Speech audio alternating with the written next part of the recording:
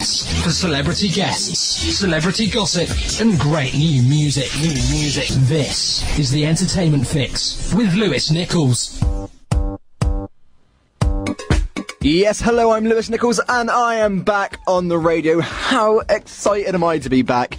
Yes, I had my tonsils taken out, so I couldn't really talk, that's not very good if you're a radio presenter. But what a show we have lined up for you, indeed. Yeah, and I know a lot of people are excited on the Twitter at the moment, because my Twitter page is going absolutely nuts. For Joe McElderry, yes, indeed, he's going to be on the show in literally just a couple of minutes. Very excited for that one. Hashtag excited. We got loads of shout-outs from the Joe McElderry fans as well. They'll be coming up in just a couple of moments, guys, so make sure you stay tuned for that. We're going to start things off now with Beyonce, Love on Top, and after that we'll be speaking to the one and only Joe McElderry. How about that? See you in a couple of moments, guys.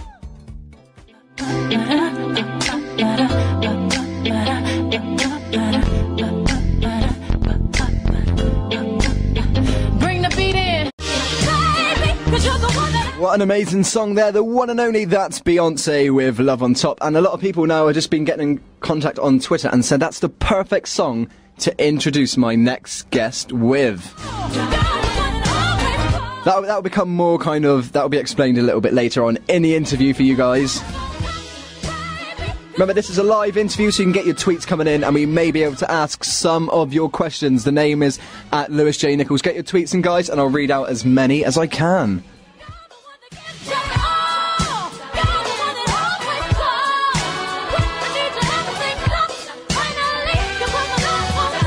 Okay, so I'm ready. It's time to introduce, guys, my next guest. How excited am I? I wanted him on the show for a long time. Let's say hello to the one and only. It's Joe McElderry. Hello.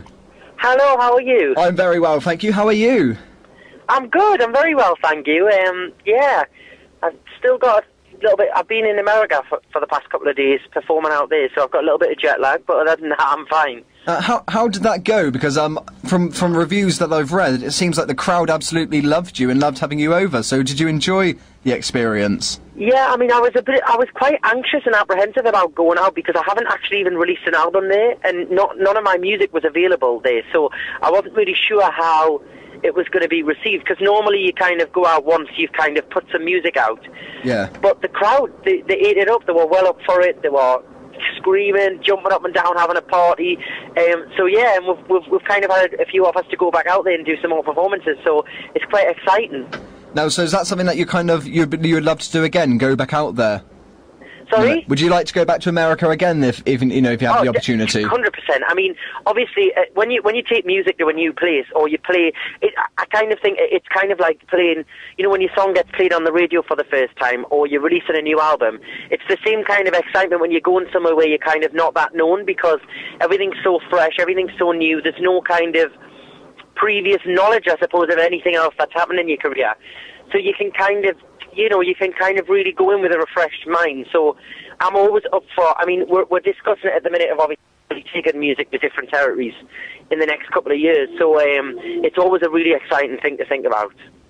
And, I mean, you've made the papers quite recently for something that you must be so excited about. It's unreal. You performed with one of the biggest stars in the world, being Beyonce. You sang with her at one of the concerts. Now, how... well, yeah, I mean... we could say performed. I mean, if we're being realistic, I sang 3 lines, but I'm losing it. I'm going to say we did a duet. But, yeah, I mean, I've been obsessed with Beyonce since I was about 12. If you look back on all of my previous interviews that I've ever done, whenever I get asked to, my dream duet partner is Beyonce, Beyonce, Beyonce. So I went to the concert. I actually had no idea what was going to happen, and I was completely starstruck. The look on my face, I only brought myself around to watching the video last week, because I was so embarrassed by the look on my face. I looked so overwhelmed. I was more impressed that she was impressed by my voice. That was more of a compliment to me. That she was so, that she thought I was good enough to even bend down and pass the microphone to. So, yeah, it was a one for the book and one to remember, definitely. Now, did she know who you were when she kind of approached you with a microphone? Was she, was she aware that your career? I mean, I would imagine no. I would like to think she did, but being completely honest, I think, you know, she's so big, and I imagine she's kept away from the press and kind of all of that kind of stuff that goes on. So, and obviously as well, she's based in America, where I'm not that known. So, I probably don't think she knew who I was. She might have been told that I was in the audience. We still actually don't know whether she knew or not that it was me. So, I don't know. I suppose that's one. If I ever get the opportunity to meet her again, I'll have to ask her. You have to ask her. Now, I mean, you've had such an amazing kind of, you know, 4 or 5 years now. I mean, obviously, we all know you. Very lovable. You came onto the X Factor back in 2009 and eventually went on to win it. Now, did you ever, you must get asked this a lot, but did you ever think you were going to win when you went to your audition? Not at all. I mean, when you go to something like that, I mean, this is from this is how I thought anyways. When you go for something as big as a TV show like that, you kind of just think, all right, well, this is going to be fun. It's a good experience to do the audition. I'll enjoy it while it lasts, and then, you know, I'll probably get sent home after the second audition or even the first one, and that'll be it. It'll be a good experience. And at each point throughout the show, I kind of had that mentality. From boot camp to judges' houses, I thought, oh, well, if I get to here, I've had a lot of exposure on TV. I'll go home, I'll get a few gigs locally, and, you know, that'll be a kind of little bit of a kickstart for everything. But I never, ever kind of dreamt that, you know, 3.5, 4 years down the line, I don't know how long it is exactly, but I'd never dreamt that I would still be doing stuff now, you know, and still recording and doing shows and performing. I mean, it's incredible, and the support I've had has been incredible, you know, which I'm always so thankful for to the supporters that come along to the shows, that buy the albums, you know, that spend the time on Twitter and, you know, help out with promotion and talk about things. You know, without that, you know, I wouldn't be where I am. So I'm forever thankful to everyone. I mean, you've got such a great fan base, because, I mean, the tweets have been coming in kind of just continuously right now, so I'll read some of them out later. But obviously your mentor on the show was Cheryl Cole. Now, would you say she understood you as an artist? Because you two seem to have such a good relationship. It was almost like she totally understood you. I wouldn't even say it was. I wouldn't even say it was like an understanding it from an artist's point of view.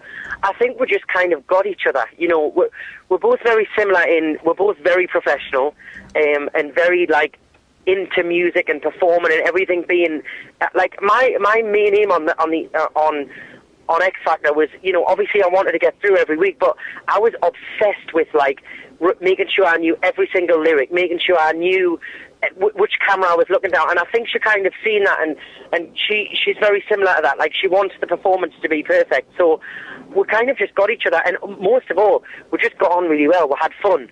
We enjoyed being in each other's company, so it was great to have somebody like that. And I think, obviously, as well, being from the same area, we kind of understood each other's backgrounds completely. You know, she was brought up about 20 minutes away from where my dad was brought up, and 20 minutes away from where I was brought up. And although we'd never met previous to the show, you know, I know people from those areas that, you know, you kind of know the backgrounds that each of us have come from.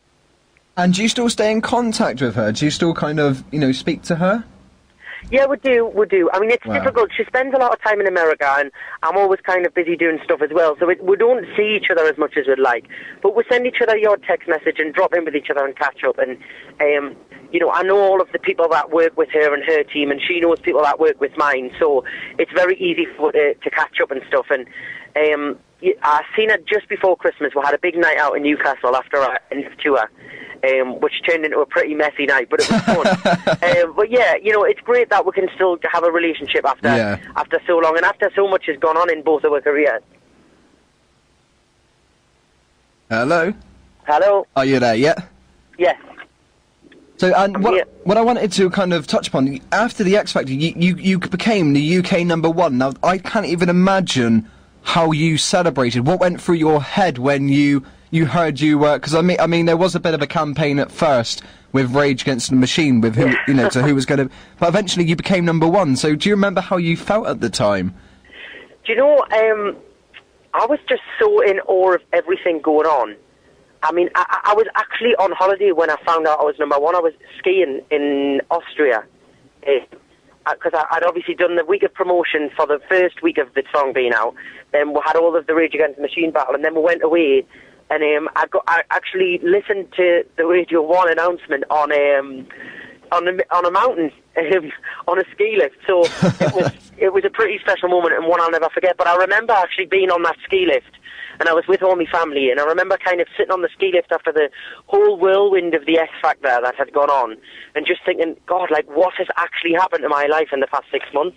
It was just crazy, like crazy. So it was a special it was a special week altogether, like, with the number one and with everything else that had gone on. It was an amazing experience. And I mean, that continued because obviously you had your second single, which actually is one of my favourite songs. It's so addictive, catchy. Ambitions, of course. And I love your dance moves in the video, I must say. I was watching that earlier on just to kind of do some research, and the dance moves in that video were amazing. Yeah, well, I think we worked with the choreographer who had done a lot of stuff with Cheryl in the Fight for This Love video. And I kind of said to her at the time, I said, I want something like, you know, in Cheryl's video, she had done all the kind of cool little moves that everybody tried to copy. And I said to Beth Honan, the choreographer, who does a lot of incredible artists as well, and, you know, I was really lucky to work with her, I said, I want something that, you know, that everybody can kind of copy and that's a bit of fun. So we kind of created our own little dance. I mean, she did, obviously. She went away and choreographed it all. And, yeah, it was a fun little move. But even now, you know, I still perform that song. And it's really funny watching the crowd do it. Everybody joins in and does it. It's a bit like a dance craze. I mean, after all of obviously, you know, your chart success, something that a lot of people didn't expect was you went on a show called Pop Star to Opera Star and eventually won that as well. I mean, the public absolutely loved you on that. And that was such a kind of turning point in your career because you then went on to do kind of more of a classical thing. So how would you describe that experience going? Would you say being on the show made you want to release your your classical stuff? To be honest with you, I had just parted ways with Psycho at the point when I had just before the whole Psycho thing ended, and we kind of parted ways. I was asked to be a part of the show by ITV. They said, you know, would you like to come in for a meeting and do a little singing coach lesson thing and see if it's something that you want to do? And we really want you for the show. Why don't you come in and try some of the material, see if you want to do it? So I went in for the meeting, and I kind of, to be honest with you, and I've said this before, you know, I thought it was going to be a bit of a joke and a bit of fun. I had 6 weeks in the schedule free anyways, because I had loads of shows previous to that, and I was going to take some time off and enjoy, you know, the summer. It was the first time I'd had a bit of time off. But I thought, oh, it'll be a laugh, it's fun, it's live TV, and I'll just pretend to sing opera and everything will be great. And little did I know when I got to the first rehearsal that was completely, I was wrong, like, and I was going to have to really learn it. But to be honest with you, I threw myself into it, I worked hard, and it was one of the best things I could have done vocally for my voice. I learned so much that techniques now that I still use, and that still help us on a daily basis when I'm singing. And obviously then I went on to record the album, which Decca came forward and said, you know, would you be interested in recording some classical stuff on a new record? And at first I kind of thought, well, you know, like, this is hard because I've got a fan base that have heard all of this completely different material. Are they going to like it? Are they going to go with it and roll with it? And what I found is it kind of opened up a whole new set of people that were interested in the music, and also it took all the existing people who'd supported this from the beginning on a whole new journey, and we kind of discovered it together, which I think was what made it so special at the time. So obviously, I mean, that was, like I said, it was such a kind of a turning point because it led you onto so many different avenues, which is amazing. But something else I've just kind of learned, that you're going to be doing some pantomime. Yes. You're doing everything. What can't you do? You seem like such a kind of multi-skilled guy. Well, I've been, to be honest with you, ever since I did X Factor, from day one, I've been asked to do panto, and I've never ever been able, it sounds stupid, but I've, like, from being 5 years old, I have always wanted to be in a pantomime.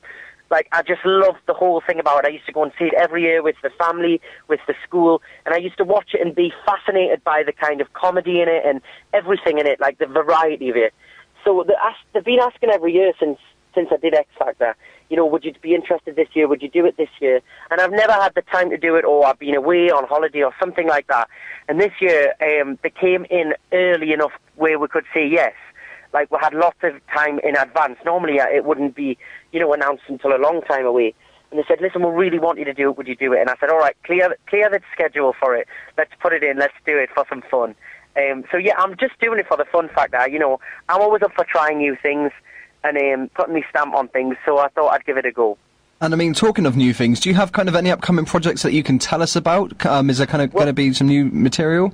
Yeah, I mean, I'm recording at the minute and writing and stuff for the new album. There's no set date yet, so I'm kind of just taking my time and trying stuff and, you know, talking with the label on what kind of ideas we're going to do and stuff like that. I'm kind of on tour through the summer, doing a lot of summer dates, which you can find out on my website, joemckelderryofficial.com, if anybody wants to check out where we're going. We're going to quite a lot of different places where I've never been before as well. And yeah, like, I'm writing new material, I'm being back in the studio, and there's a few other things as well coming up which are very exciting, which I can't talk about yet. But it's just teasing us here. It's very busy at the minute. It's very crazy, my life at the minute, which is fun. It's always fun when your feet don't touch the ground. Now, we've got loads of tweets. I'm just going to read a couple out, if that's okay, from your fans. Of course. First of all, I don't know this. I don't know if it's going to be such an obvious thing, but somebody called Angie Joe Lover, right, and she's on Twitter, and her name is McElderry in love, and she said, "Did you enjoy your Tonga party?" Oh, I'm having a Tonga party tonight. Oh, I see. Right. I was on holiday I wasn't on holiday. I was in America working. Why did I say I was on holiday? I wasn't on holiday. I was in America working on my birthday, so I didn't get a chance to see all my friends. So I'm having a big party in my house tonight. Everybody's coming round, and we're all getting dressed up. I thought I'd been on holiday a couple of weeks before that to Greece, so I thought, why not have a toga party and keep the theme running? So yeah, it should be fun. Well, we just had Joe Music Promo tweet us and said, "Is Joe wearing a toga for the interview?" It's not on yet. I haven't put it on yet. And Shannon has tweeted, Shannon Walker, hello, she says, "Ask Joe to perform a show in Edinburgh or Glasgow in the summer." Well, it's funny, actually. I've just been speaking with the management over the past few days, and that was one of my first conversations this week about doing some shows in Scotland again. So I'm sure we'll have some stuff to announce soon. And as soon as I can, and as soon as we can do one, I'll be sure to be coming to Scotland, because I love performing there. So that's first on my wish list of performances over the next couple of months. So hold tight, I should be there soon. And Vicky and Monya have both tweeted in, two of them. They've all just basically, they just want to say a big hello to you, big shout out. They say how much they love you. And one of them said thank you for following them, one of your fans. Oh, so a big shout out to them. Thank you very much, guys. We've got loads here. We've got Heidi, big fan of yours. She says, happy belated birthday for Sunday. Thank you very much. Thank you, Heidi. Your toga party's getting so much they want a sneak picture here. You must have been kind of teasing your fans about this. I just mentioned it yesterday that's what I was going to be doing, but I might tweet a picture, we'll see. It depends if the toga looks good enough to be put out into the public domain. Amanda tweeted in and said, please can you ask Joe if he will go back to Pittsburgh with his own show? Very good question. Well, yeah, I mean, I would like to. It's something we're definitely talking about, you know. I mean, to actually go out to a different country and take my show, obviously I'd have to take the band and the production, the crew and all of that.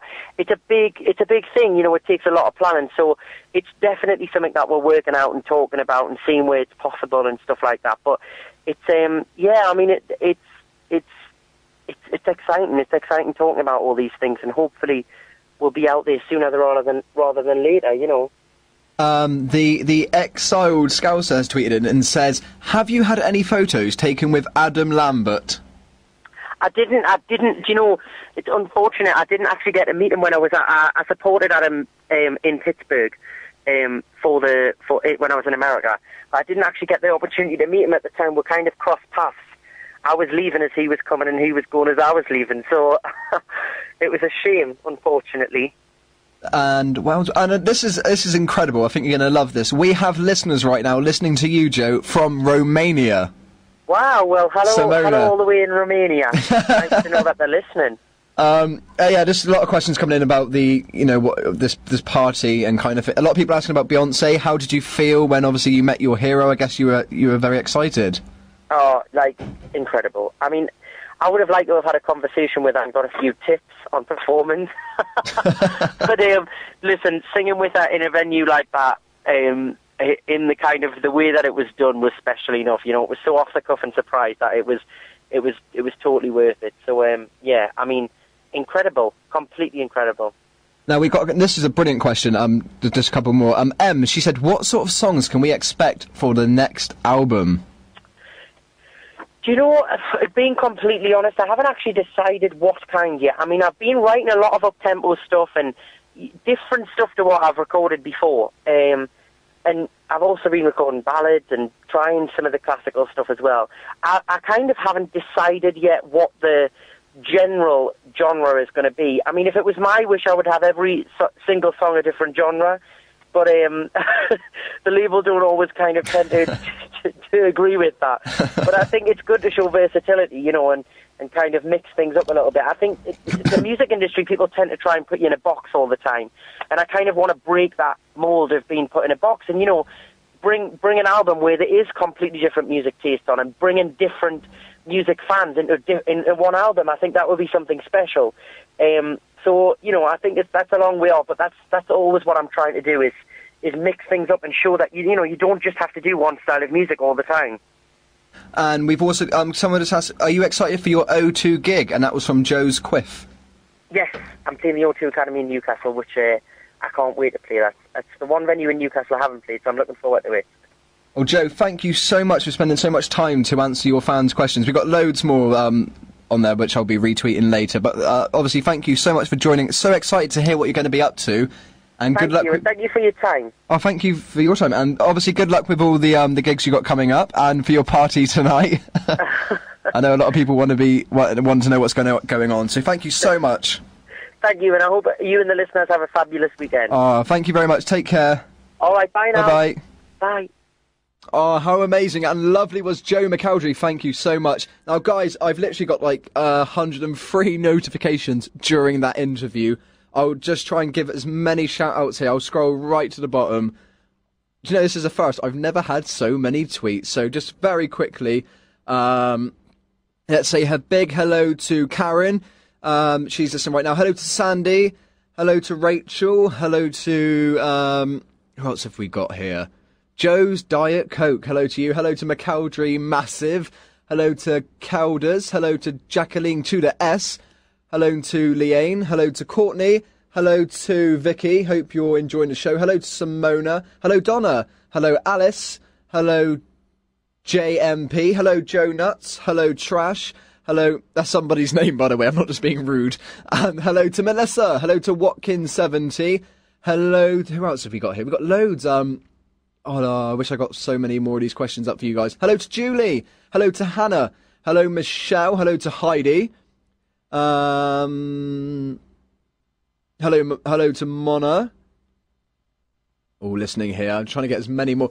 Hello. Yeah. Oh, they're just coming in so fast. I can't read any more out. I'll try and get some read out later on, guys. We're going to play some music now. As we've interviewed a man himself, it's only fair we play one of his songs. One of my favourites, Ambitions. And then we got loads of tunes coming up. And I'll be giving you some more shout-outs a little bit later, guys, so stay tuned for that. Here we go.